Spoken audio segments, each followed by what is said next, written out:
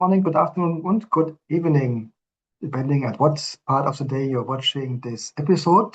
My name is Patrick Hens, and I have the pleasure to welcome you to another episode of Data Driven Formula One. Being back from France for summer holidays, I thought why not doing another episode about a French topic. We already had a short visit at the FIA Hall of Fame in Paris at the Place de la Concorde.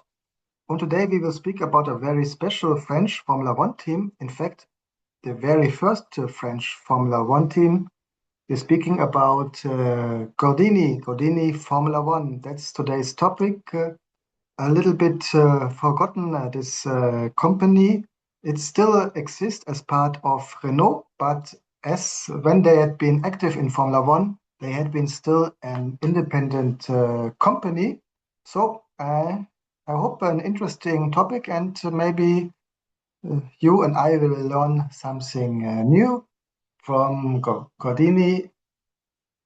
Maybe today less known for Formula One, but for tuning of the normal Renault Simca cars like touring cars, also Le Mans.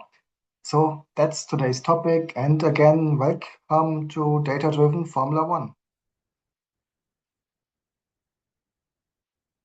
Maybe you saw our episode about Bugatti Formula One.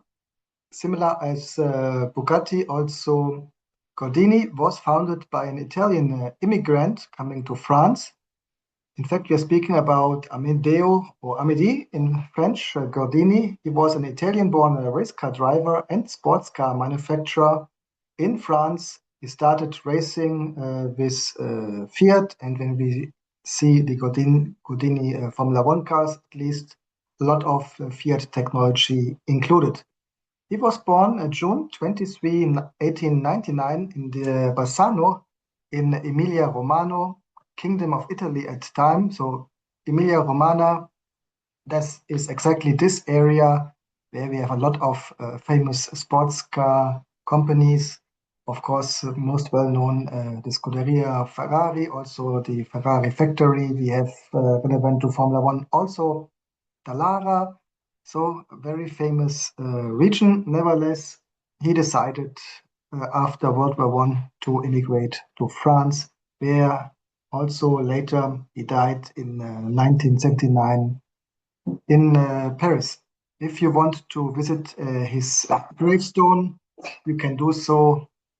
You can find him at Montmartre, the classic, also very touristic part of France. A little bit about his early life and career. He was born in Bassano, as said, which is now part of the metropolitan city of Bologna, also famous for its engineering university in the north of Italy. He moved to France after World War One and quickly established himself as a skilled mechanic and driver. His deep understanding of Fiat vehicles earned him a reputation and the nickname Le Sorcier de la Mécanique, the mechanic sorcerer in English, because he focused on the engine, quite similar as the other famous Italian from the Emilia-Romagna, Enzo Ferrari, focus on the engine, less on the aerodynamics.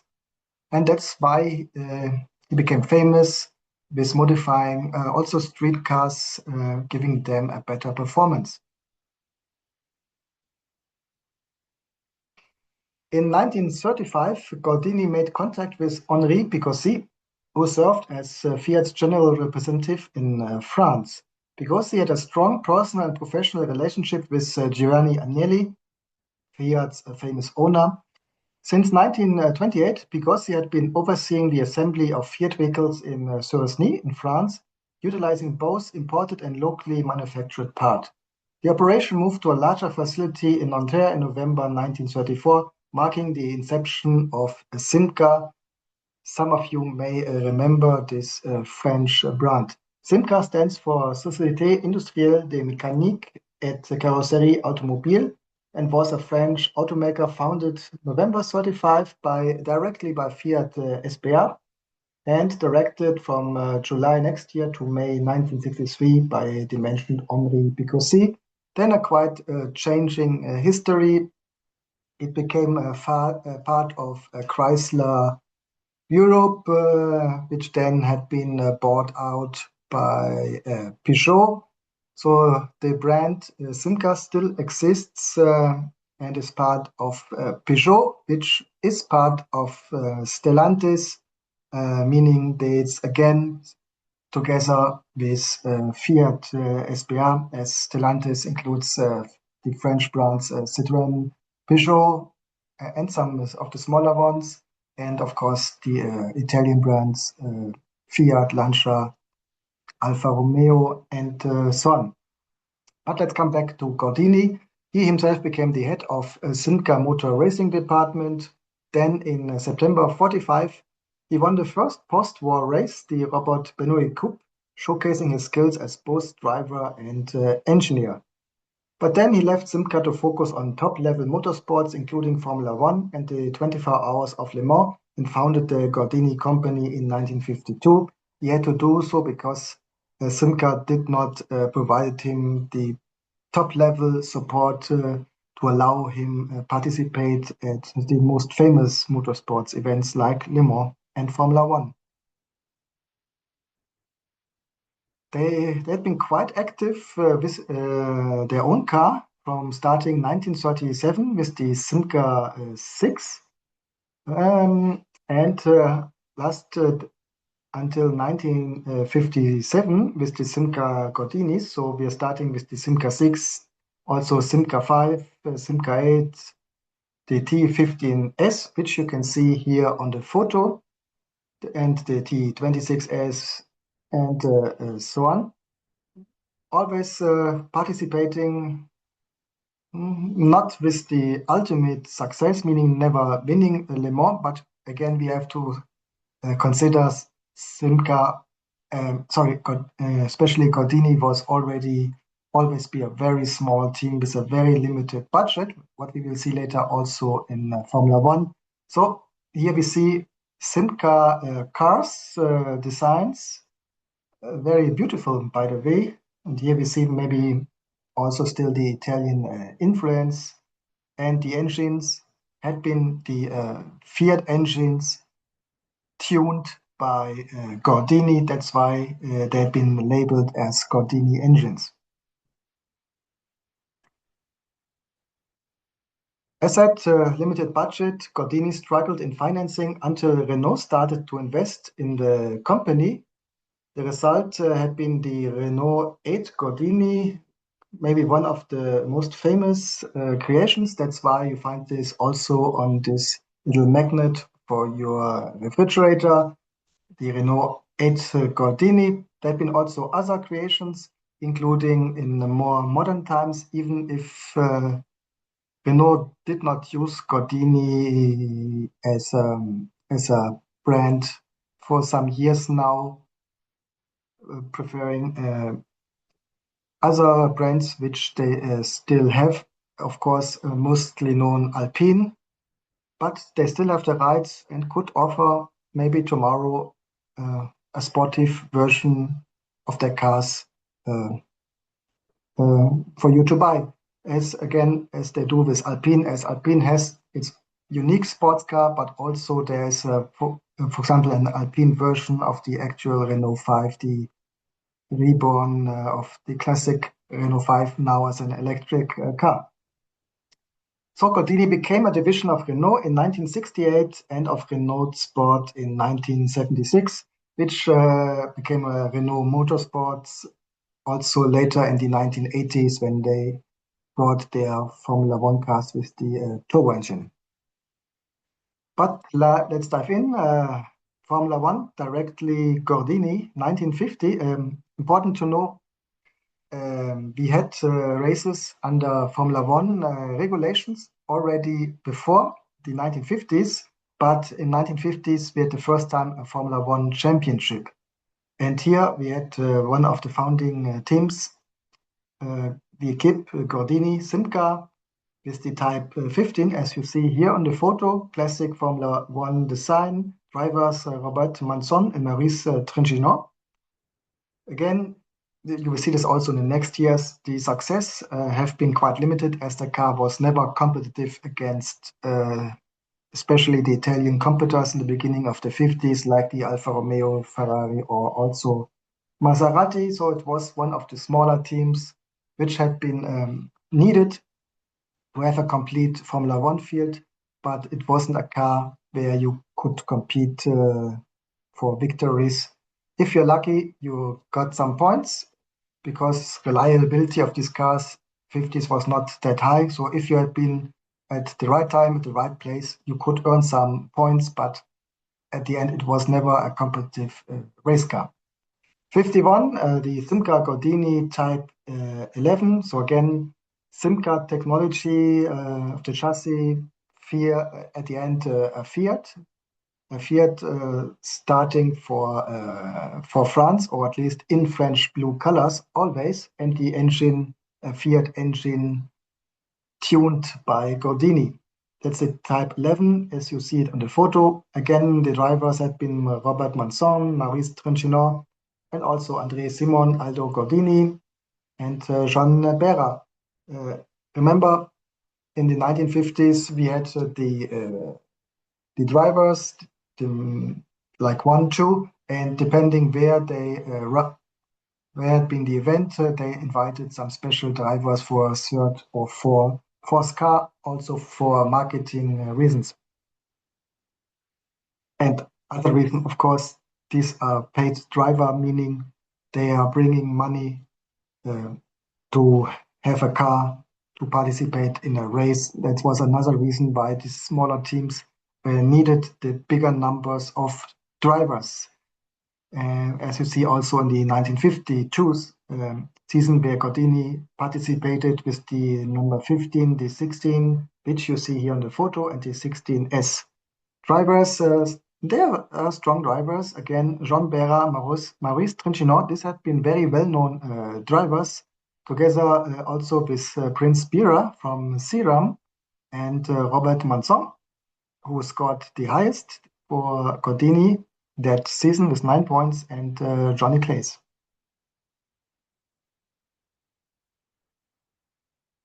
(1953), again Gordini with the types 15 and 16. Remember, especially in the first half of the 1950s, it wasn't like today that teams every year develop a new car. Also, a lot of these cars had been already developed before World War II.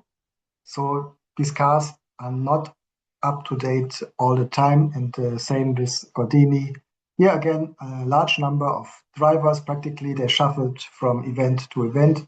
Robert Masson, Henry Schell, again, very famous name, Maurice Trintignant, Jean Berra, Carlos Mentigay, Pablo Biget, Roberto Mire, and Fred Wacker.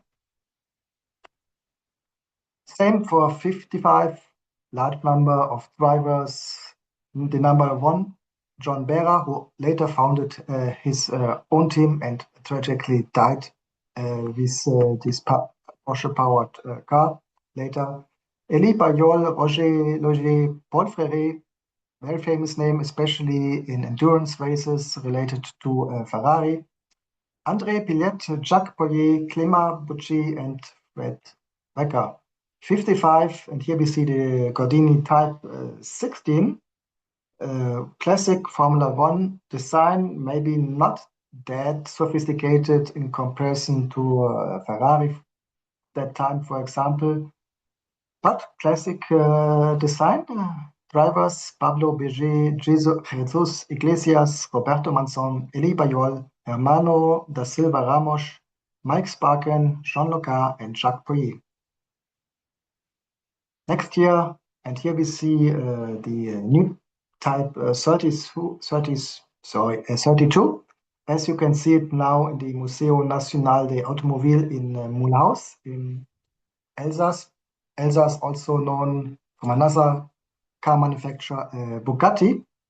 Unfortunately, I hadn't had the opportunity to visit this museum there. So from related motorsports, there are no real museums in the Paris area or the other big city, but in Alsace, in Mulhouse, where you see where you can see the different of the Gordini racing cars.